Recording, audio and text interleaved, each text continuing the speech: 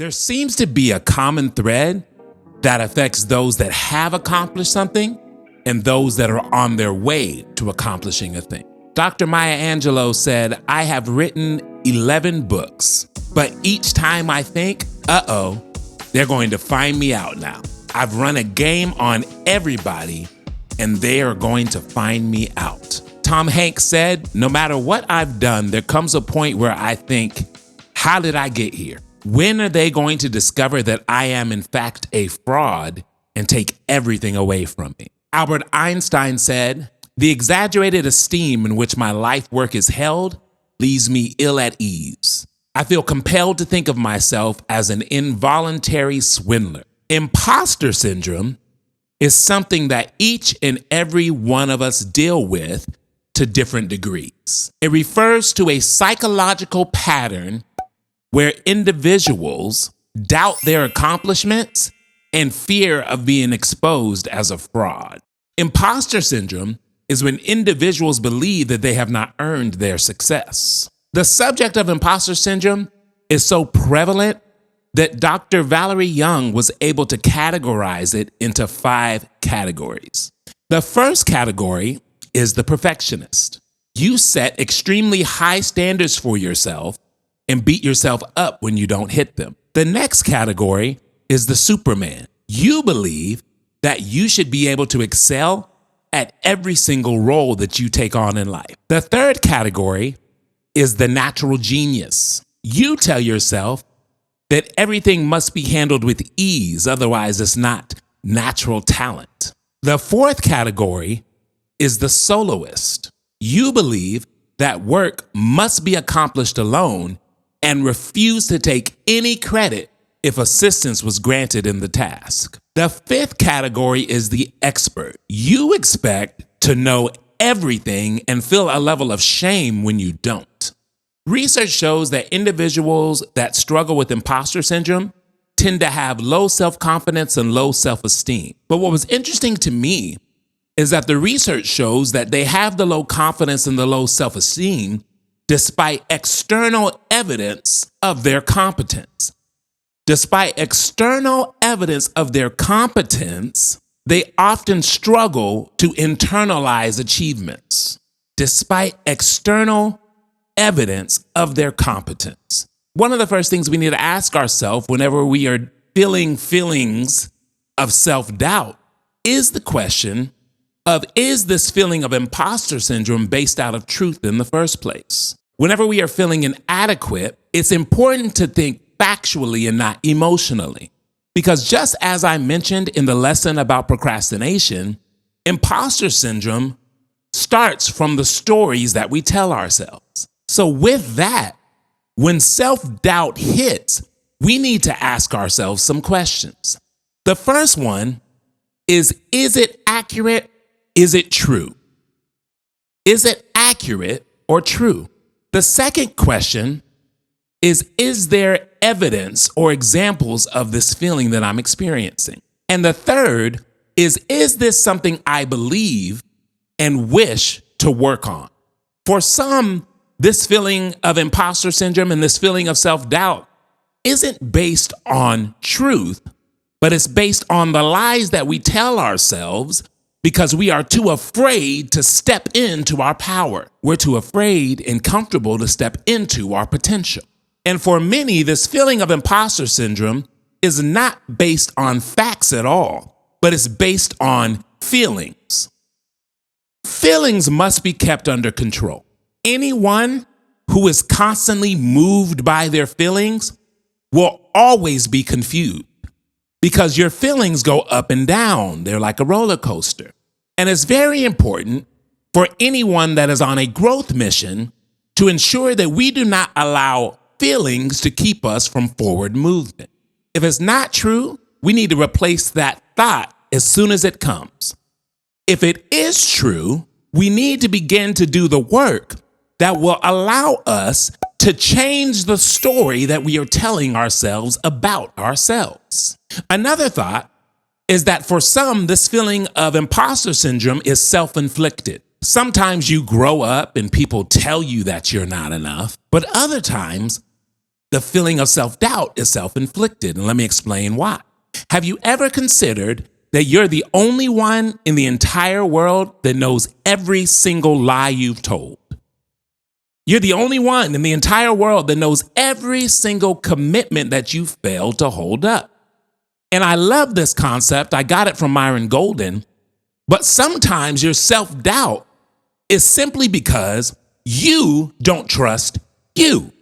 You've made a habit of letting yourself down. And it's one thing to let others down, but letting yourself down chips away at the belief that you are capable and that you can be trusted with whatever the task is. And this is the importance of living a life of discipline. And we have a video on discipline that you want to check out.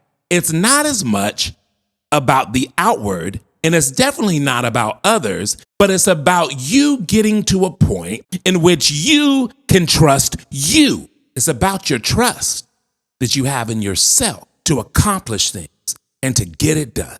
Now, one of the things that we need to talk about when it comes to the subject of imposter syndrome is imposter syndrome means that you have an innate desire to do well. It's not all bad.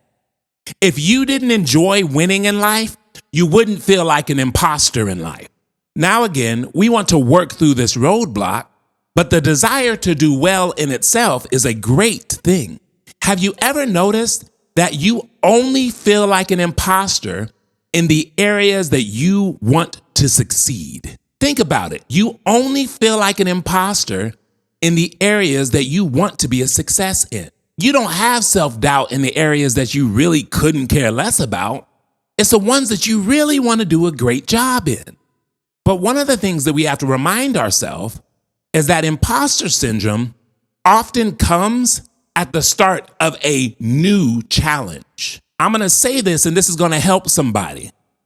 You can't be an imposter and a rookie at the same time. You're not an imposter. You're not a fraud.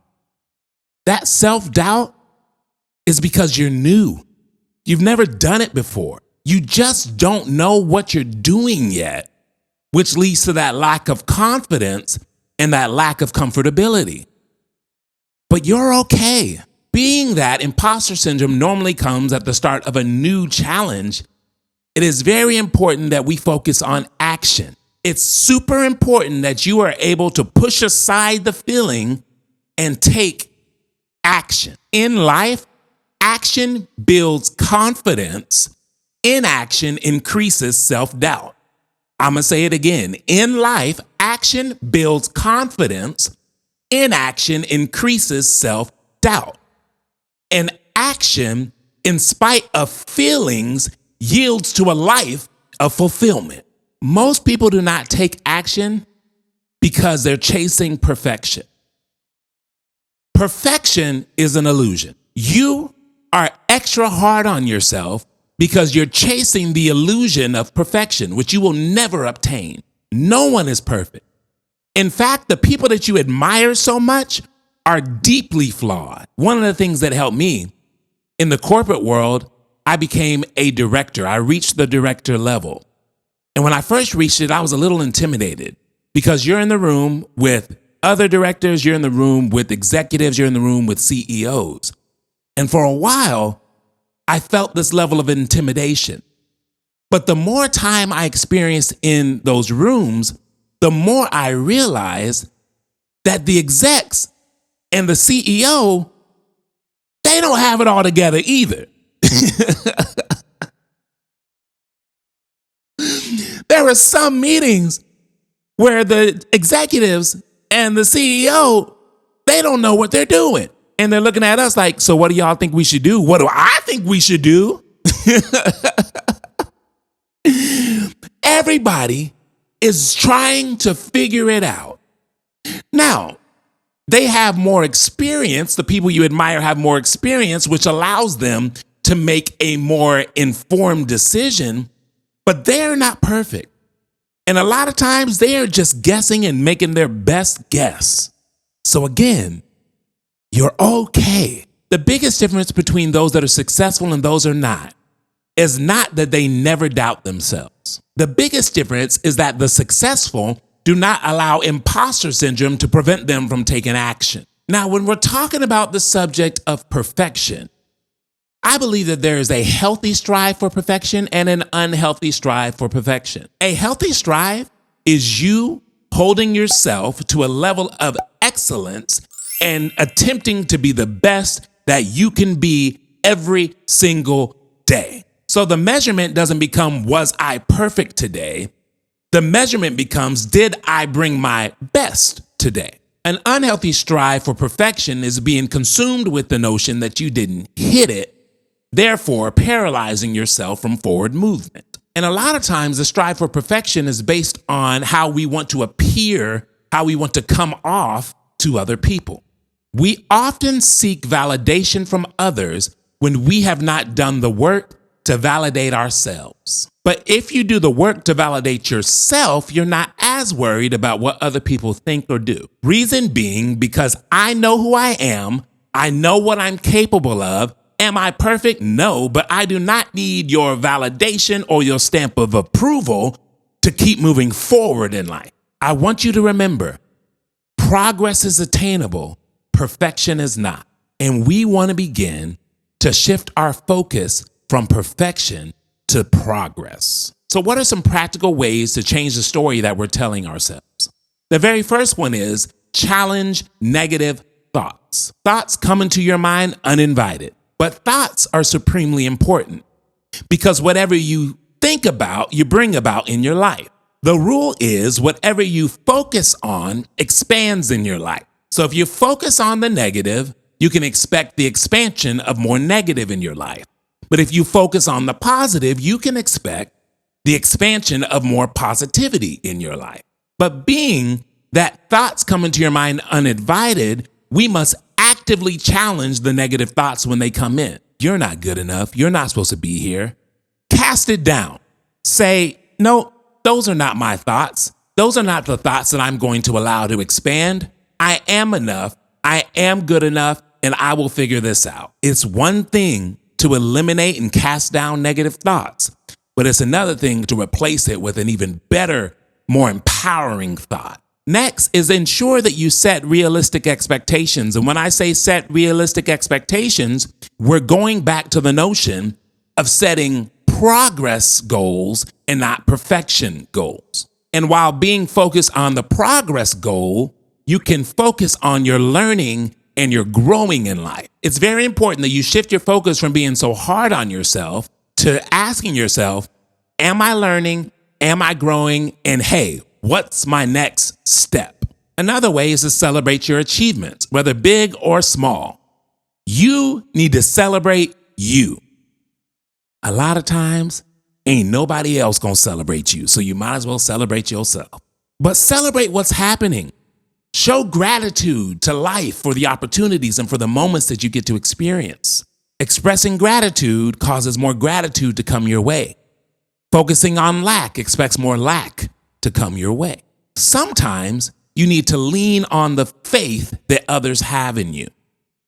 There are times, and this is the value of having a strong inner circle, because there are times when you are not feeling super strong in your faith in yourself, and you'll have someone in your inner circle that will speak life into you and will charge you up. And good friends, a good circle, they don't lie to you, but they remind you of who you are. And if you're in a spot where you can't believe the good things yourself, trust them until you get there. Lastly, embrace authenticity. Authenticity isn't just a trendy term, but it means truly embracing who you are. Authenticity means accepting your imperfections and realizing that failure in an area is not the end in an area. When self-doubt creeps in or imposter syndrome tries to weigh you down, stand firm in who you are and stand firm in the truth about your situation. Because the law of polarity says if there's a negative, there's a positive in it as well. And I want to encourage you to trust the journey. Trust the journey. Have faith in your process. And remember that real growth happens when you are authentically yourself. There is something in you that when you don't show up, the world suffers. And although you're dealing with these feelings of self-doubt, you have the power to make the positive change in your life. And if you're someone that has continually lied to yourself, I challenge you to start with being honest with yourself. If you're someone who doesn't hold up commitments, I challenge you to start by focusing on holding up your word and your commitments. It's in the little things that confidence and belief in yourself is grown. And it's the little things that make the big things worthwhile. Always remember that growth is a journey, it's not a destination. I'm in it with you, and I'll catch you on the next.